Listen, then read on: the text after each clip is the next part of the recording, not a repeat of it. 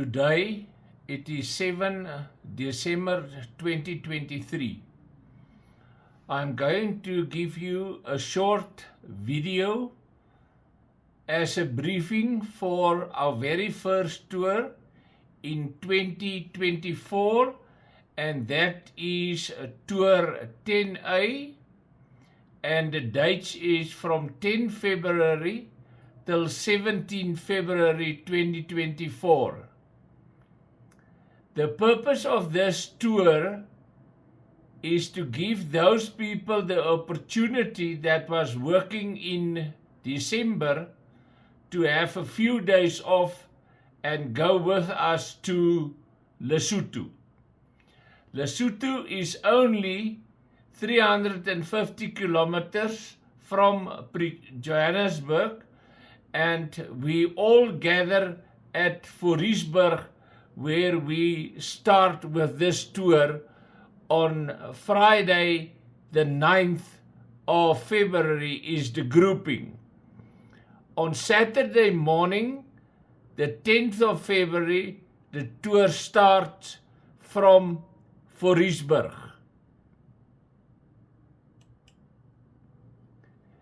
Here you can see we travel along a tarmac road from the border post that is at Caledonspoort, where we cross over from South Africa into Lesotho, and then we drive with the road up the mountain. And if you look in the left third on the tar road, there is a car to give you an idea how high is this mountain. It is over 2,200 meters above sea level.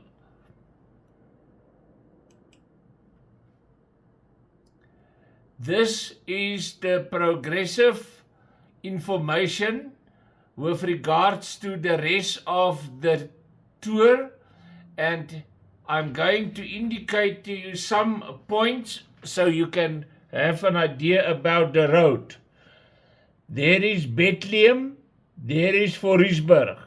Then from 4X4AFRICA, we cross over the Caledons River, and then we go to our first sleeping place at the 10th year, and that is called New Oxbow.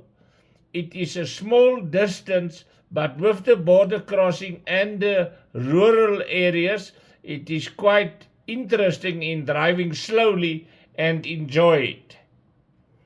The next day, we carry on from New Oxbow and we go to a place called Afriski.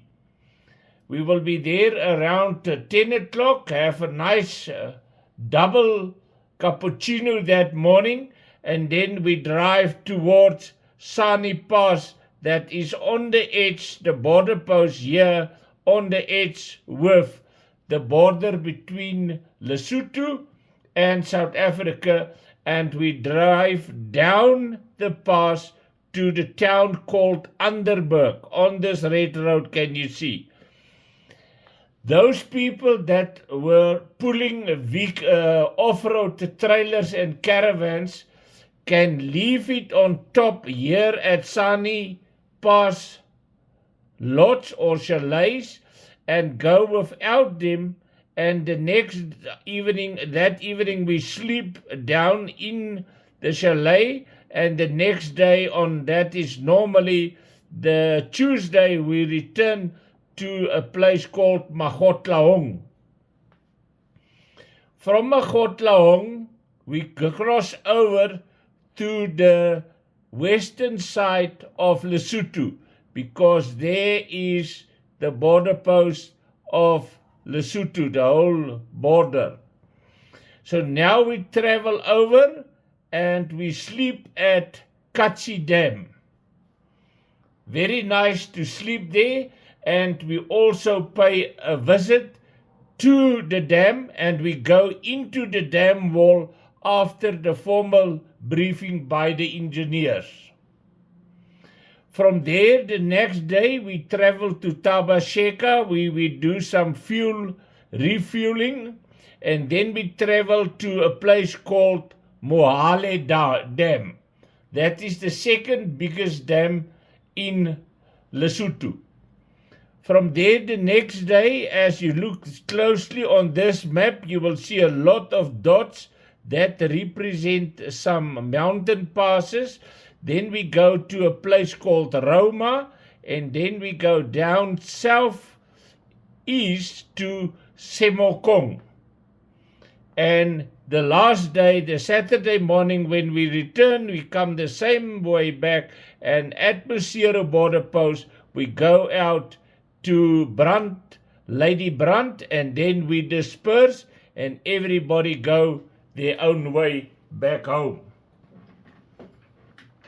On the left-hand side is the detailed information, but when you receive the slides, you can also read it, and it's very clear and in full detail.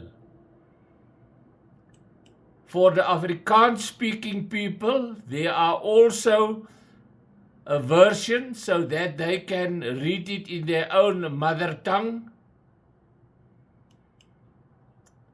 This is a slide of importance to all of you because this is what the tour included and do not included, but otherwise excluded from the safari. We call it a safari stroke tour because some people will stay in chalets, and I will quote for them and they will pay accordingly, and the rest will sleep at their own vehicles with their own camping gear. So this is and included in the safari. This is the slide that explain the dates again, where we start at the place called Uitkyk. I will supply the GPS point after payment of 50% deposit for the tour, and then the total price is 7,500, and that included all the meals. But although we are sleeping 7 nights as camping, there is 3 nights that on the tour all of us are sleeping in chalets. I will give you the photos and show you the photos later. This is our campsite the very first night outside of Lesotho before we go in, and that is the 9th of February. You can arrive at your own time. This is the border post to enter into Lesotho with a normal customs duties. There is some 40 Rand toll fee, and you must have a passport normal. For those foreigners that are interested, I'm not sure which countries need some visas, so I will confirm when you book that you must or must not have a visa to enter, but normally you pay a visa at the border post, and it's anything between $10 and $25 depending on from which country you are coming. On the road, there's a lot of waterfalls. You can clearly see this waterfall, but don't be mistaken, because that water is not pure, because there's always somebody higher than you. So never fill your water bottles at waterfalls, because somebody that is higher than you can do something that you don't like. There's a lot of flowers in Lesotho, especially in the flylands and the low-lying areas. What a beautiful sight. This is the national flower of the Kingdom of Lesotho, or the Mountain Kingdom, and this is the spiral aloe. Something very interesting about that is it's spiral in 2 different ways, and one is a male and the other one is a female, but I will show that to you on the ground when we come to this specific one. more waterfalls, and in front is standing one of our guests that is also enjoying the trip with us. So this trip is not only for 4x4 freaks, it is also for elderly people that want to enjoy the country. Here is a very interesting and a wide lens shot towards the east, and you can clearly see the ruggedness of the whole mountain range.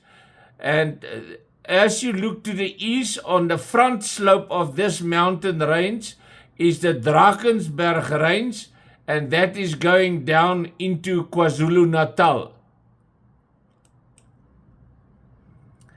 On the right, you can clearly see the brand new tarmac road, or tar road as we call it in South Africa.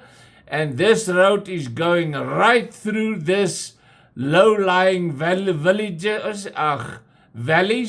and towards the other side, and to the most biggest dam in Lesotho. This is a typical campsite. As you can see the ablutions, there's normally electricity and hot water, but as we are well organized for self-camping, most of are ready to do it. This specific campsite got 50 chalets, so if you feel that you don't want to camp at any stage, at any night, you are most welcome to upgrade at own cost, and you can sleep in chalets. It's also possible to make a request for a quote on a total chalet tour. Then you don't have to camp, and you can go without camping gear and enjoy the facilities available. This is Muteng Pass. That was the end or the highest point of the very first shot I show you about the road, 2,800 meters above sea level. But if you take the ground level and the top level, the vertical height is about 1,200 meters high for this pass, and the incline is quite impressive. So we will find a lot of lorries in first low gear trying to get over this mountain pass. The highest mountain pass is 3,440 meters above sea level. This is a photo of Sani Pass going down into KwaZulu-Natal. Here you can see one of the vehicles coming back the next day, and on the right hand side, Sani Pass, altitude 2,865 meters above sea level. This is a photo of the place called AfriSki. This is covered with snow, normally during late June, July, August, but it is very attractive to all the Gautengers, the people from South Africa, because it's only 300 kilometers from Johannesburg, so it's easy, and within 4 hours you can be in the snow. That morning we will also go to the main reception area and the cafeteria and have a nice cup of cappuccino there before we leave for Sani Pass chalets. Here you can see we go down Sani Pass, look at the mountains, how high it is at the back, but we always stay together, and I do a lot of briefing about the geography and all the vegetation. So I do a lot of guiding while we're standing out, take nice photos and enjoy the fresh air. This is an interesting photo that I've took while a river is quite low. You can see at the back there is a river crossing bridge for the low water flowing, and the cars can cross there. But in front is a higher pedestrian bridge for the locals that must go from left to right or right to left because they live there. So they are depending on their facilities and to be at home. That's why their bridges are higher. The rest of the guys can move with their cars there where they want to. This is Katsi Dam. If you look at the dam and at the height of the water on the other side of the wall, it is about 73% full. So it's quite low because this is also a hydro dam where they generated electricity, of which 90% of the power are bought from or by South Africa. We are going to drive from the right-hand side over the top of the bridge because there you can see a car standing. There's the center where we will get a proper briefing from the tour guide who will take us over the dam wall, and then on the side we go out with the tar road to Katsi Lodge where we sleep one night. This is a typical photo of the guests. When you enter into the dam wall, we must adhere to all the safety rules. That's why we all wear helmets. And the guy in the middle with the blue shirt was the guide on this trip, and they know exactly what is going on in this dam wall. This is a lodge where we are going to sleep. On the right hand side, my one vehicle. On the left, one of the guest vehicle. There is 3 bungalows here, but it is so nice to camp here on the grass that if you want to upgrade, you can. Otherwise, the people normally use their own facilities. There's a Bluesen block, or they give us one of the rooms with all the facilities, and we use it as a family bathroom. This is the second biggest dam I've mentioned to you with the tar road. This is going towards the dam, and we're standing now on the viewpoint looking towards Mohale Dam. Now, Mohale Dam and Katsi Dam are linked by a tunnel that is about 34 kilometers underneath the mountains. So the water level in Katsi and Mohale Dam is the same, but we will give you more of all the technicalities when we are there, and then you will understand why they control the water level in the dams.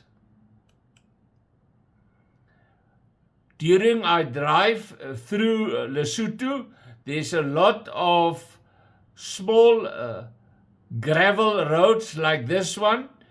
The road is quite corrugated, and here I requested all the guests so they must deflate their tires to 1.5 bar so that they can have a nice and comfortable drive, because we do more than 200 kilometers on gravel road and about 400 on tar. This is the very last night where we're sleeping at a place called Semakong. This is Semakong waterfall, but it's about 40 kilometers from the lodge. But we also drive to this viewpoint so you can see the waterfall.